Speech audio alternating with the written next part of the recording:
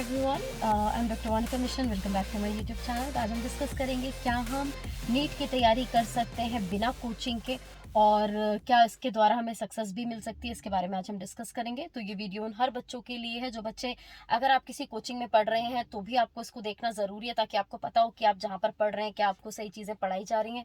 और अगर आप कहीं पर नहीं पढ़ रहे हैं, आप सेल्फ स्टडी करते हैं, आप यूट्यूब के माध्यम से पढ़ रहे हैं, तो भी आपके लिए ये वीडियो है। यानी हर एस्पिरेंट के नीट के लिए आप लोगों के लिए वीडियो है।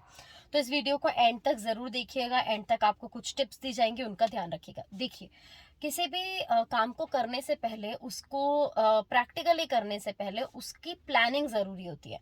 और प्लानिंग पेपर के साथ साथ दिमाग में भी होनी ज़रूरी होती है। कुछ लोग कहते हैं नहीं, मैंने दिमाग में प्लान कर लिया। नहीं, पेपर पे भी उतनी ही वो जो आपने प्लानिंग की है वो पेपर पे लिखी होनी ज़रूरी है, और जो आपने पेपर पे प्लानिंग की है वो आपके दिमाग में स्टोर होनी चाहिए। ठीक है, तो दोनों चीज़ों का कोऑर्डिनेशन ज़रूरी है।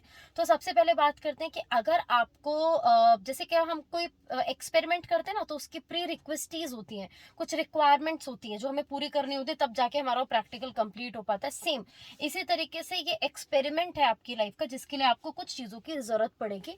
उन चीज़ों को आप नोट डाउन कर लीजिए, क्या क्या चीज़ें वो होंगी। सबसे पहली चीज़, आपका एक डेडिकेटेड टाइम टेबल होना ज़रूरी है। डेडिकेटेड टाइम टेबल के अंदर, अगर आप ड्रॉपर के स्टूडेंट हैं, आपने 11वीं 12वीं तैयारी कभी की ही नहीं थी और आप इस बार पहली बार तैयारी कर रहे हैं, या फिर आपने पहले कभी तैयारी की थी और आपके नंबर कम आए थे और इस बार आप डेडिकेटेड तैयारी सॉरी करना चाहते हैं, तो इस केस के अंदर आपको क्या करना होगा, आपका मिनिमम टाइम टेबल, मिनिमम 9 से 10 घंटे का टाइम टेबल होगा। ठीक है, अगर आप ड्रॉपर के स्टूडेंट हैं तो।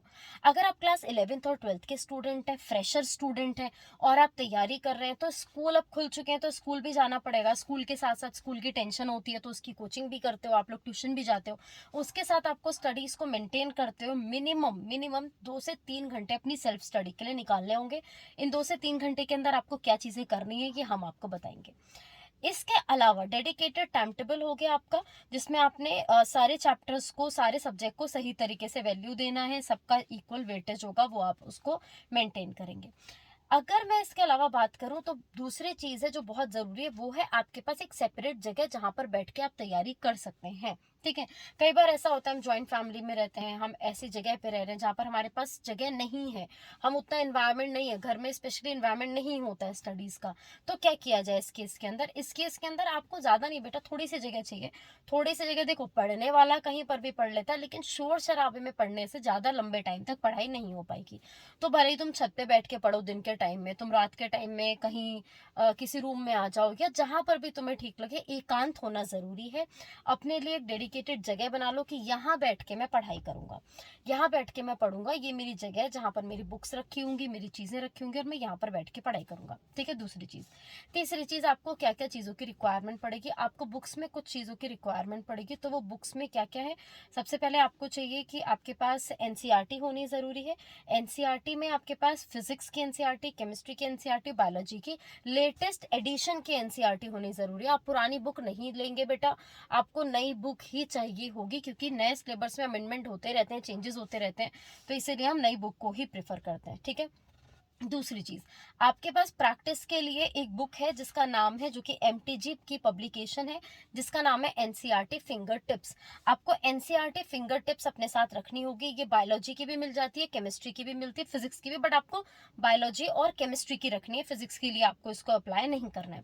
इसकी अच्छी बात यह है कि इसके अंदर समराइज्ड फॉर्म में आपको चैप्टर मिल जाएगा, और पीछे उसके सारे पीवाईक्यूज होते हैं, मतलब सारे क्वेश्चंस आपको दिए होंगे। पीवाईक्यू का मतलब होता है previous year question, previous year questions भी होंगे, और साथ ही साथ में आपके पास कुछ चीजें होंगी जो कि सैंपल क्वेश्चन के बेसिस पे होंगी। तो सैंपल क्वेश्चन भी आपको वहां पे मिल जाएंगे, और आपके पीवाईक्यूज भी होंगे। ठीक है, और आपको हाई ऑर्डर थिंकिंग क्वेश्चन भी मिल जाएंगे। तो वो एक बेसिक बुक है, वो एक ऐसी बुक है जिसको हर कोई अप्लाई करता है, हर बच्चा पढ़ता है जो नीट की तैयारी करता है, तो आपके पास भी ये बुक होनी जरूरी है। केमिस्ट्री के लिए आप एबीसी खरीदेंगे, मॉडर्न एबीसी की बुक होती है, आप इसको खरीद सकते हैं, ये आप ले सकते हैं। फिजिक्स के लिए आप डीसी पांडे और एचसी वर्मा कर सकते हैं। डीसी पांडे से आप शुरू करेंगे और एचसी वर्मा पे आके आप खत्म करेंगे। एचसी वर्मा में आपको सिर्फ लेवल फर्स्ट तक की तैयारी करनी है, उसके आगे आपको नहीं करना है। ठीक है, रीजन उसका ये है क्योंकि अभी आपको अगर आप ज्यादा पढ़ोगे, आप ज्यादा एचसी वर्मा के डेप्थ में जाओगे, तो वो एडवांस की बुक है, तो उससे आपको दिक्कत हो सकती है, इसलिए आप उसका सिर्फ फर्स्ट लेवल तक उसकी तैयारी करेंगे। ठीक है, अब आपने टाइम टेबल कर लिया है ना, आपके पास डेडिकेटेड जगह होगी, आपको बुक्स के बारे में पता चल गया, अब करना क्या है, इसकी तैयारी होगी कैसे। तो सबसे पहले एक चीज समझिए, फिजिक्स, केमिस्ट्री और बायो, ये तीनों ही नीट में ऐसे सब्जेक्ट है जो कि जेई के लेवल से कंपैरेटिवली अगर मैं जेई की बात करूँ तो बहुत इजी आते हैं। तो आपको क्या करना है, बायोलॉजी में specifically NCERT line to line पढ़नी है, एक एक लाइन आपको क्लियरली पढ़नी है। और जब आप सपोज एक पैराग्राफ पढ़ लेते हैं, उसी पैराग्राफ के क्वेश्चंस आपको एमटीजी यानी फिंगर टिप्स के अंदर मिल जाएंगे, आपको वो क्वेश्चन फिंगर टिप्स से लगाने हैं। ठीक है, बहुत बहुत डायरेक्ट सी बात है बेटा, पहले पैराग्राफ पढ़ो, एक पेज पढ़ो, 2 पेज पढ़ो और उसके क्वेश्चन लगाओ। क्वेश्चन लगाने के लिए आपको उसके अंदर टिक मत करो, क्योंकि आपके पास एक ही बुक है, वो खराब हो जाएगी। अच्छा, कुछ बच्चे आप में से ऐसे होंगे जो सोचते होंगे मैम ये तो बहुत एक्सपेंसिव होती हैं बुक्स, अगर एनसीईआरटी पूरी खरीदेंगे, रिफ्रेशर्स खरीदेंगे तो इसमें बहुत पैसा लग जाएगा। तो कई सारी चीजें ऐसी हैं, उसके लिए आपको थोड़ी मेहनत करनी पड़ेगी, जो आपको सॉफ्ट कॉपी यानी पीडीएफ की फॉर्म में भी मिल जाती हैं। ठीक है, कई सारी बुक्स आपको पीडीएफ की फॉर्म में मिल जाएंगी, तो आप पीडीएफ की फॉर्म में भी डाउनलोड कर सकते हैं, जो बच्चे खरीद सकते हैं वो खरीद लें। इसके अलावा पर्सनली मैं आपको बोलना चाहूंगी, अगर आपके किसी भी चीज से कॉन्सेप्ट खराब है, किसी भी सब्जेक्ट के, फिजिक्स, केमिस्ट्री, बायो के, और आपके कॉन्सेप्ट बहुत बुरे हैं, तो आप यहाँ पर नूतन एक रिफ्रेशर आती है जो कि आईएससी की रिफ्रेशर है, आईएससी में पढ़ाई जाती है, आप उसको भी फॉलो कर सकते हैं। वो काफी इजी लैंग्वेज है उसकी, और आपको पढ़ने में भी काफी इजी लगेगा, समझ में भी अच्छा आएगा। इसके अलावा आपको YouTube की मदद लेनी होगी। YouTube की मदद के लिए YouTube पे कई ऐसे टीचर्स हैं जो कि फ्री लेक्चर्स प्रोवाइड करवाते हैं, फ्री मॉक टेस्ट भी करवाते हैं, चैप्टर वाइज टेस्ट भी करवाते हैं और फ्री क्लासेस भी देते हैं। तो फ्री क्लासेस के लिए आपको आप बायोलॉजी की अगर मैं बात करूं तो आप हमारी क्लासेस ज्वाइन कर सकते हैं YouTube पे, डॉक्टर मोनिका मिश्रा ये जो चैनल है जिस पे आप हमें देख रहे हैं, यहाँ पे रेगुलर हमारी क्लासेस होती हैं, आप हमें यहाँ पर ज्वाइन कर सकते हैं। और अगर आप फिजिक्स और केमिस्ट्री है तो बहुत सारे टीचर्स ऐसे हैं जो आपको मिल जाएंगे, आपको जस्ट यूट्यूब पे सर्च करना है, तो आप इनके क्लासेस का भी बेटा पूरा बेनिफिट उठा सकते हो अपनी तैयारी करने के लिए।